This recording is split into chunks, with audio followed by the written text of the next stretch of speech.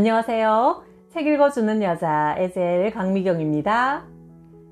대구 동신교회는 권성수 목사님이 부임한 이후 교인들이 7배나 늘었다고 하는데요. 권 목사님이 만나신 하나님을 고통의 은총을 통해 만나보세요. 우리 부부는 결혼한 후 아이를 간절하게 얻고 싶어 했지만 아이가 생기질 않아 오랫동안 고통당했다. 미국으로 유학 간 우리는 유학생들과 일주일에 한 번씩 모여 기도회를 했다. 친한 유학생들 가족이 함께 예배드리고 기도하고 교제했는데 유학생들은 우리 가정에 자녀를 달라고 함께 기도했다.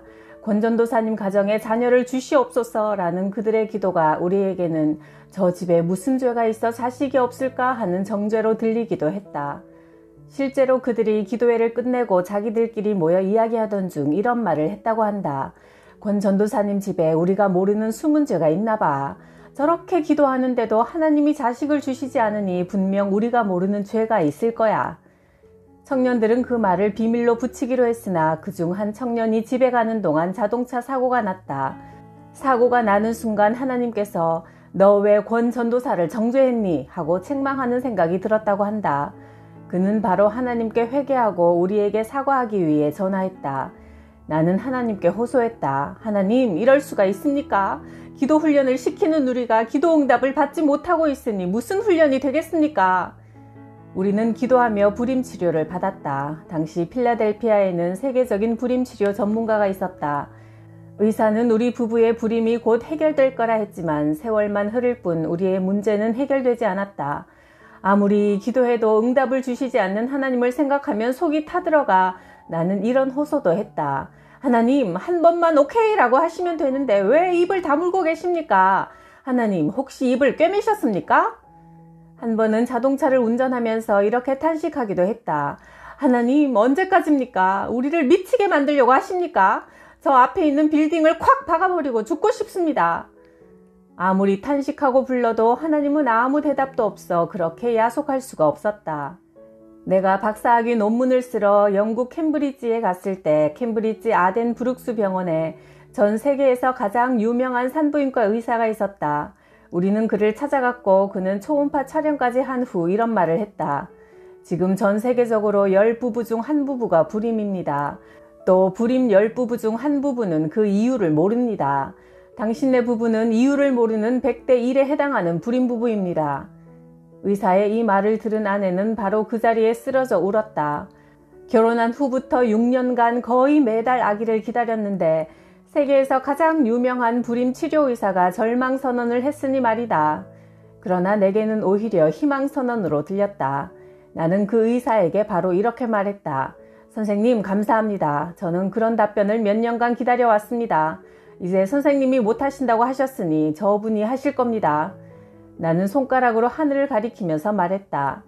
나는 병원에서 나오며 아내에게 이렇게 말했다. 여보, 내가 뭐라고 했소? 우리 문제는 의사가 해결할 문제가 아니라고 하지 않았소.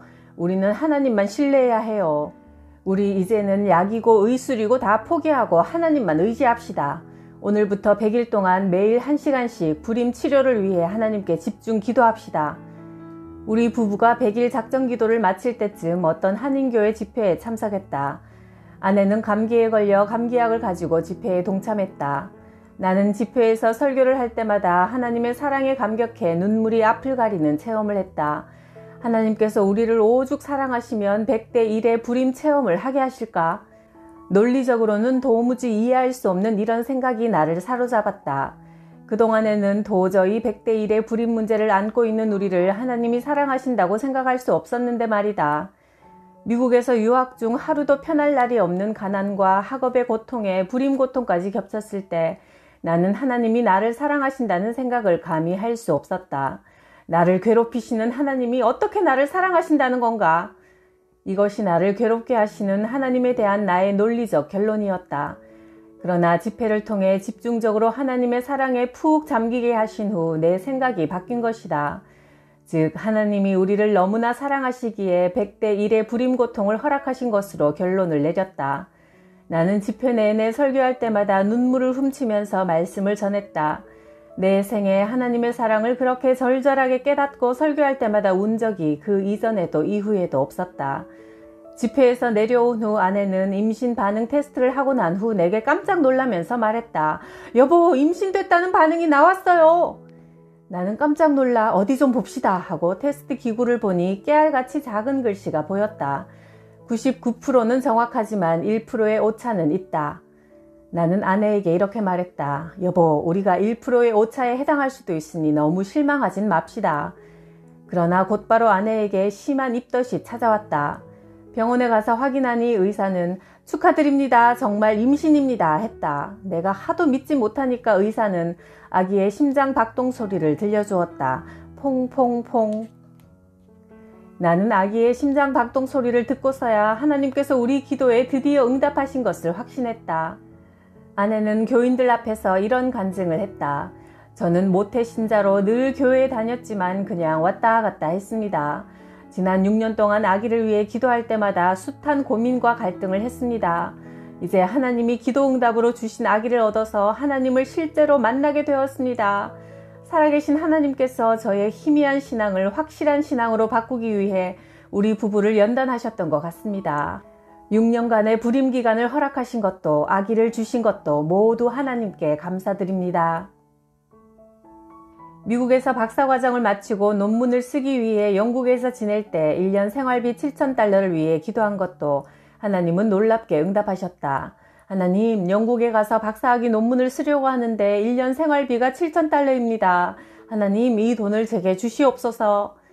그러나 나는 그 누구에게도 돈을 부탁하지 않고 그저 매일 기도하며 하나님의 뜻을 물었다. 그런데 어느 날부터 학교 우편함 속에 매일 현대판 까마귀가 달러를 물어다 놓았다. 어떤 때는 100달러, 어떤 때는 800달러, 어떤 때는 200달러, 어떤 때는 300달러. 참 놀라운 일이었다. 하나님께서 사람들의 마음을 감동하셔서 내 우편함에 돈봉투를 넣어두게 하신 것이다. 17일이 지나고 영국 가기 전에 확인해 보니 정확하게 7,000달러였다.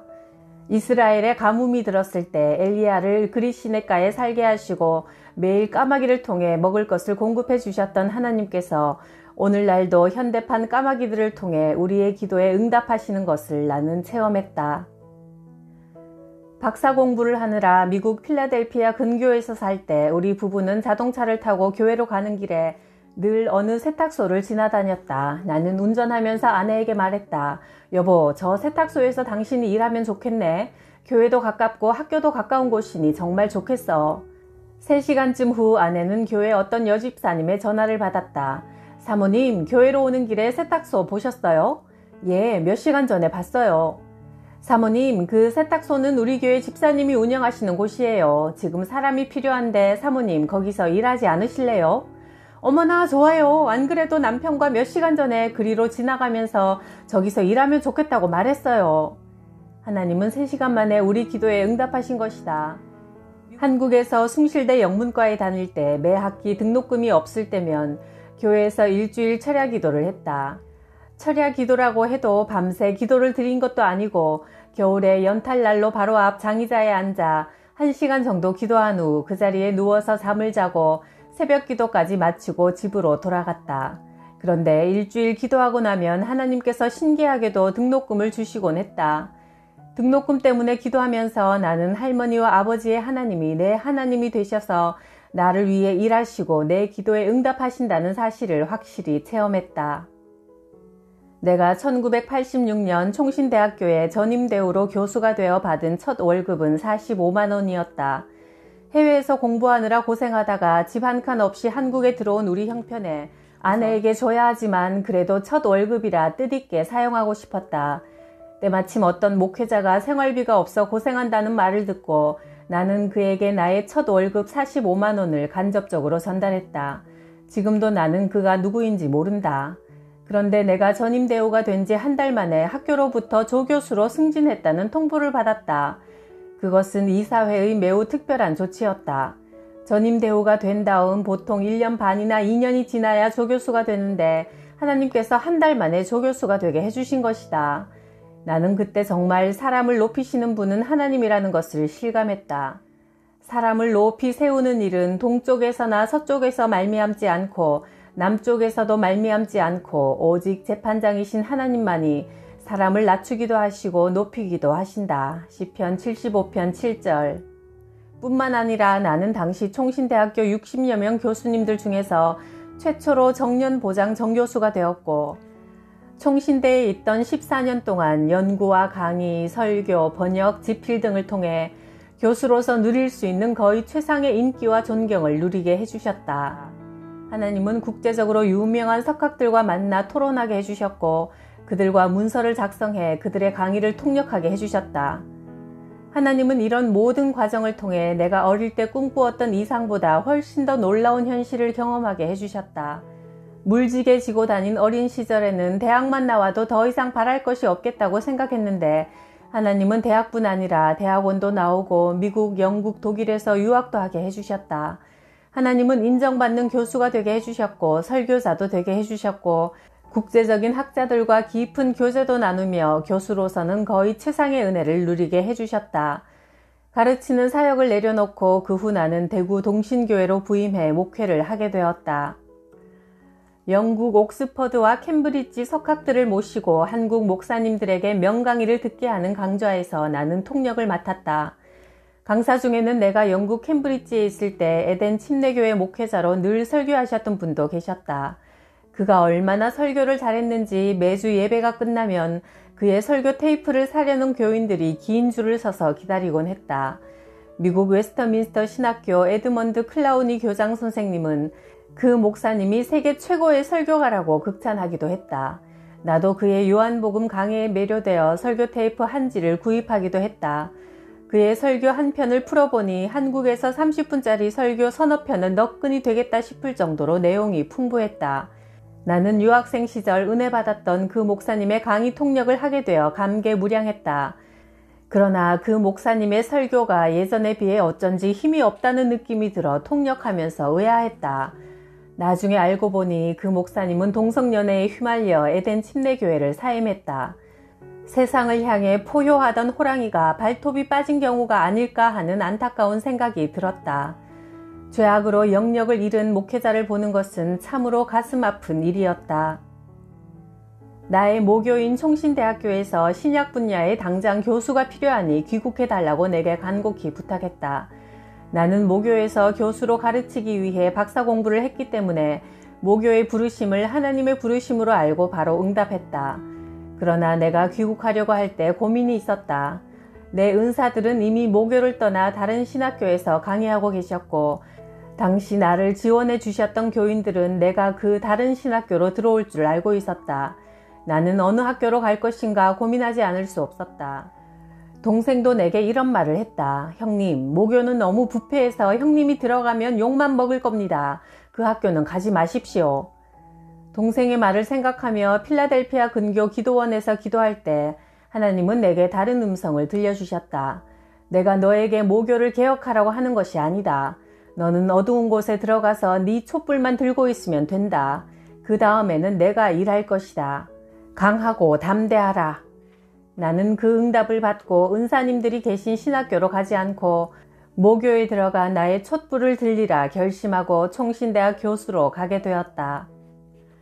목회에서 중요한 것은 성경과 성령의 균형이다. 성경을 상대적으로 강조하고 성령을 상대적으로 경시하는 목회는 성경적인 목회가 아니다. 목회 현장에서 성경을 가르치고 선포하는데 생명의 변화가 일어나지 않는 것은 목회자와 평신도가 성경을 성령의 능력으로 전하고 받아들이지 않기 때문이다. 목회자와 성도가 성령으로 충만해야 한다. 성경도 강조하고 성령도 강조하면서 목회에서 성경과 성령의 두 기둥을 제대로 세운다는 차원에서 성령께서 성경을 생활 속에 적용하여 신자의 삶이 반드시 성경대로 사는 방향으로 변해야 한다. 그래서 나는 금요 기도회를 성령 집회처럼 아주 뜨겁게 인도하려고 노력한다. 급하고 강한 바람같이 임하신 성령의 충만함을 교인들이 받을 수 있도록 경배와 찬양 40분, 설교 40분, 기도 70분 이렇게 2시간 반 동안 진행한다. 기도 중 교인들에게 아픈 곳에 손을 대도록 하고 주님이 치료의 광선을 바라도록 기도하면 우리 교인들은 성령의 뜨거운 역사로 병이 낫는 것을 체험하기도 한다. 예수님이 천국 복음을 가지고 사람을 살리고 키우고 고치는 사역을 하셨듯이 나도 그런 생명의 목회를 하고 싶다. 권성수 목사님은 한때 별명이 고통의 백화점이었지만 지나고 보니 은총의 백화점이 되었다고 합니다. 우리도 고통을 통해 하나님을 만나서 같은 고백을 하게 되길 바랍니다. 구독, 좋아요, 댓글에 은혜에 감사드려요.